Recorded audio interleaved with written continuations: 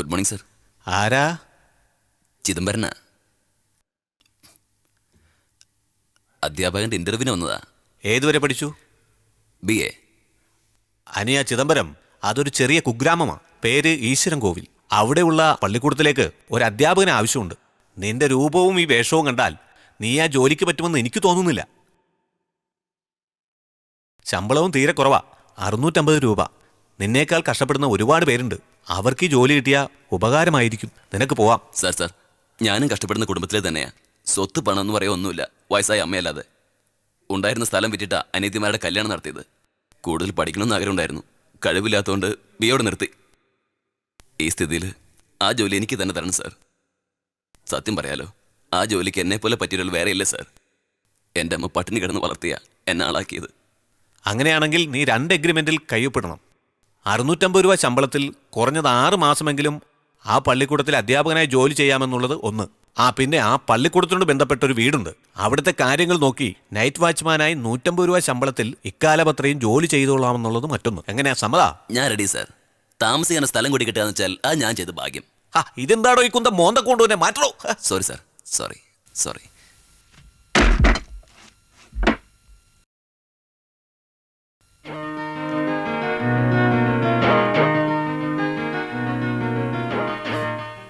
നിനക്ക് പോകാം. Thank you sir. ഇനി ഈ കോപ്പം കൊണ്ട് വന്ന വലിച്ചെറിയും ഞാൻ. Thank you sir. ഓടോ. Thank you sir. നില്ലേ. അപ്പോയിൻമെന്റ് ഓർഡർ ആ സ്കൂളിലെ ഹെഡ് മാസ്റ്റർ തരും. വീടിന്റെ താക്കോല് ഗ്രാമത്തിലെ മുനിയന്റെ കയ്യിലുണ്ട്. അത് വാങ്ങിച്ചോളണം. ഒരു നന്ദി കൂടി സാർ. ഒന്ന് കൊണ്ടുപോടോ. Thank you sir.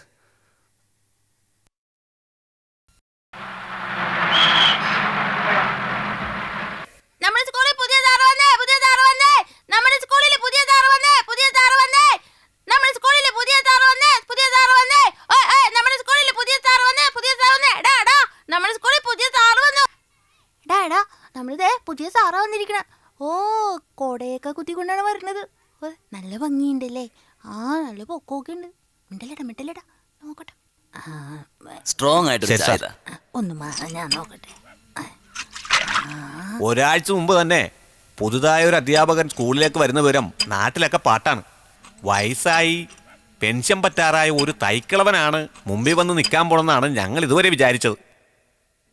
അതെ, റോസാ പുഷ്പം പോലെ ചുവന്ന് ഇത്രയും സുന്ദരൻ കുട്ടപ്പനായ ഒരു ഭാഷയായിരിക്കുന്നത് ഞങ്ങൾ കരുതിയില്ല. സാറിന് ഇംഗ്ലീഷ് അറിയാവോ? അറിയാമോന്നോ? നിങ്ങളെ മാത്രമല്ല, ദാ നിൽക്കുന്നില്ലേ പെണ്ണുങ്ങൾ, അവരെ കൊണ്ടും ഇംഗ്ലീഷ് സംസാരിപ്പിച്ചിട്ടേ ഞാൻ ഈ നാട് വിട്ട് പോകുന്നുള്ളൂ. എന്താ മുത്തശ്ശി, ഇംഗ്ലീഷ് സംസാരിക്കുന്നോ? എല്ലാരും സ്കൂളിൽ പോടാ. സാറ് പറഞ്ഞ കേട്ടില്ലേടാ? പള്ളിക്കൂടത്തിലേക്ക് പോടാ.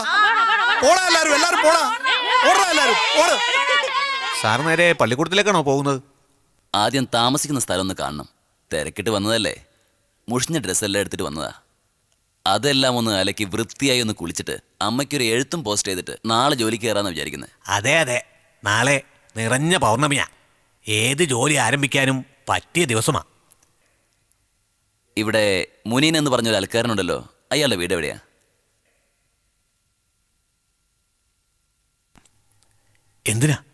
എന്തിനാ മുനിയന്റെ വീട് ചോദിക്കുന്നേ?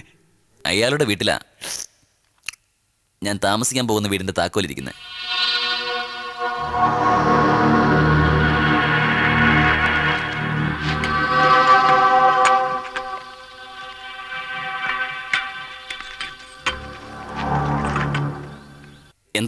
എന്തെല്ലാരും എങ്ങനെ?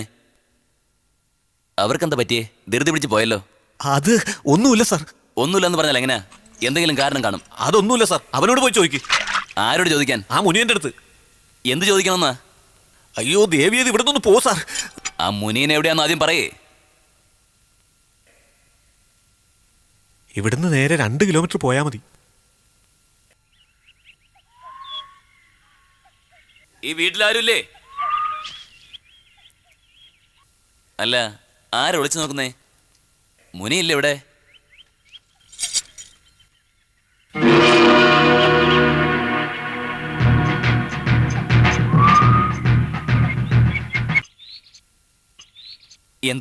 എന്താ ഇതൊക്കെ?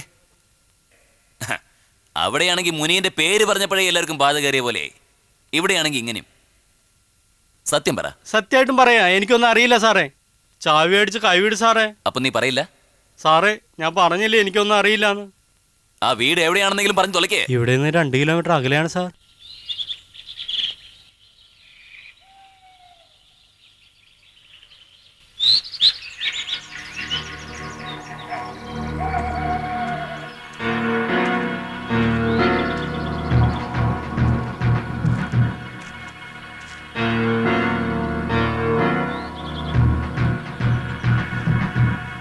രക്ഷ രക്ഷ ആത്മരക്ഷ ഹര ഹര ശങ്കര ശിവ ശിവ ശങ്കര രക്ഷ രക്ഷ ആത്മരക്ഷ ഹര ഹര ശങ്കര ശിവ ശിവ ശങ്കര രക്ഷ രക്ഷ ആത്മരക്ഷ. നിക്ക് നിക്ക്. ഹലോ, ഒന്ന് നിക്കണേ.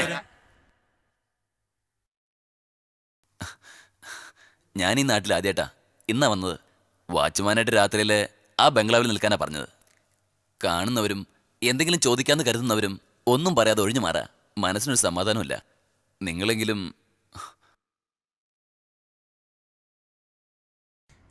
രക്ഷ രക്ഷ ആത്മരക്ഷ ഹര ഹര ശങ്കര ശിവ ശിവ ശങ്കര. ഈ നാട്ടിൽ ആദ്യമായിട്ടാണോ? അതെ. നാളെയാണ് പൗർണമി. അടുത്തൊരു ഭഗവതി ക്ഷേത്രത്തില് രാവിലെ ഒരു വിശേഷ പൂജയുണ്ട്. ആ, ഇരുട്ടുന്നതിന് മുമ്പായി എത്രയും പെട്ടെന്ന് ഈ സ്ഥലം കടക്കണമെന്ന് വിചാരിച്ചാ വേഗം നടക്കുന്നത്. ആ ബംഗ്ലാവില് എന്റെ മുത്തച്ഛന്റെ കാലം തൊട്ട്, അതായത് ഒരു 60-70 വർഷം മുതൽ ഏതോ ഒരു ദുരാത്മാവ് ചുറ്റിത്തിരിയുന്നുണ്ട്. എന്ത്? അതെ, ഇന്നുവരെ ആ ബംഗ്ലാവിൽ രാത്രി കിടന്നവരാരും പിറ്റേന്ന് സൂര്യോദയം കണ്ടിട്ടില്ലാത്രേ. എന്താ നോക്കുന്നത്? മനസ്സിലായില്ലേ? ആള് ജീവനോടെ ഉണ്ടാവില്ല എന്ന്. ആ ബംഗ്ലാവില് ഇതുവരെയും 19 ദുർമരണങ്ങൾ നടന്നിരിക്കുന്നു. അതിൽ അവസാനം വന്ന 4 പേർ നിന്നെപ്പോലെ വാച്ച്മാൻ ജോലിക്ക് വന്ന ചെറുപ്പക്കാരായിരുന്നു. രക്ഷ രക്ഷ ആത്മരക്ഷ ഹര ഹര ശങ്കര ശിവ ശിവ ശങ്കര രക്ഷ രക്ഷ ആത്മരക്ഷ ഹര ഹര ഹര ശങ്കര ശിവ ശിവ ശങ്കര രക്ഷ രക്ഷ ആത്മരക്ഷ.